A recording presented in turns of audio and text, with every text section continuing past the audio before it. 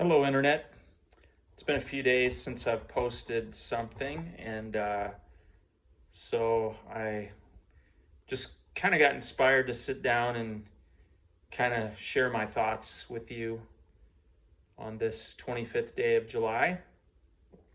I've had a lot of conversations over the months about positivity, optimism, negativity, pessimism, and being realistic or realism. It seems like it comes up all the time when I'm having conversations about what's going on, what my current status is, things that I've learned from um, doctors, from various appointments, test results, things that I've uncovered doing my own research. And I just find that I get into this conversation very frequently about optimism versus pessimism versus realism. So I just felt kind of inspired to talk about that for a few minutes here because it's such a big part of where my mind goes, where my brain frolics during a given day or a given week. You know, as I've shared the three previous videos that I've shared, I think most everybody has a pretty good idea of where things stand at the moment. Um, I have stage 4 colon cancer, even though I don't have any masses or tumors in my body right now. Um, as a stage 4 cancer patient, colorectal cancer, um, by very definition, stage 4 means that it has already spread to other parts of the body. So even if we can't see anything that is definitively cancer, quote unquote, on a microscopic or organic level, it's still there to some extent. So that's why I find myself playing mental games with optimism, pessimism, realism, and it kind of depends on which day it is. There's some days when I will latch on to a very hopeful attitude, and that gets me through.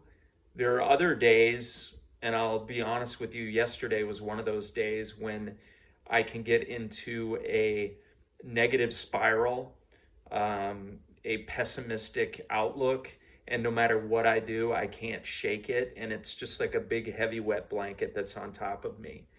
Um, and you know, not all of it has to do with cancer. It has to do with some of these other peripheral issues that are going on that I kind of outlined, detailed in my last video.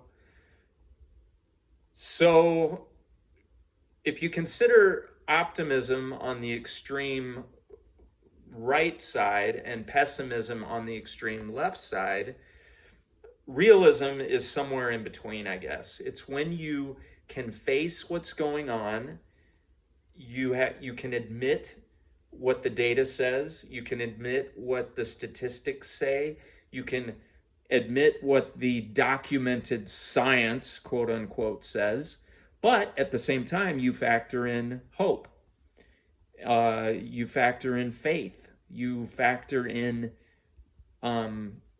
looking on the bright side of things, and you realize that nobody's life is a data analysis. I guess in retrospect it is, but when you're walking through the middle of it, just because the stats or the data says a particular thing doesn't mean that you fall exactly into those categories or that you can be a cookie cutter stamp on a grid. And I realize that. So that's why I often say that I'm a realist with this. I know what the stats say. I know what the science, what in 2023, what the science says about survival rates for stage 4 colon cancer. But I also can factor in my age. I'm still kind of on the younger end of the spectrum. I factor in my general health before I was diagnosed with cancer, and that's pretty good. That's in my favor. I factor in my diet, which is at least average. I hope maybe on the plus side of average. And so that makes me think, okay, I can bend some of these statistics in my own favor. But even that is a complete crapshoot, if you want to be honest. I mean, I think we all know that things come along that are unpredictable. Even doctors and data can say something and something completely different can happen. I'm rambling in this video. But anyway, the point is there are no guarantees either way. You know, I've told you I follow people on YouTube. I just love uncovering new stories of people with not only colon cancer, but different kinds of cancer, from melanoma to breast cancer to, well, just you name it. There's a lot out there. And it seems like one of the prevailing themes is that people often go a different direction than the way they think they're going to go. And that can either be on the positive side or the negative side. People can have a prognosis saying, oh, you've got a great 3 to 5 year survival rate, and 18 months later, they're dead. And then on the other hand, you have people who get a 6 to 8 month prognosis, and a year and a half or 2 years later, they're still trucking along.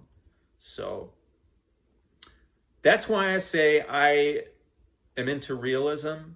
I believe that you have to throw all of it together. There are no easy answers and there are no formulas. And I would like to consider myself always as willing to be very dead honest about the survivorship data, but at the same time be wide open to miracles and completely unexpected optimistic outcomes. So, does that make sense?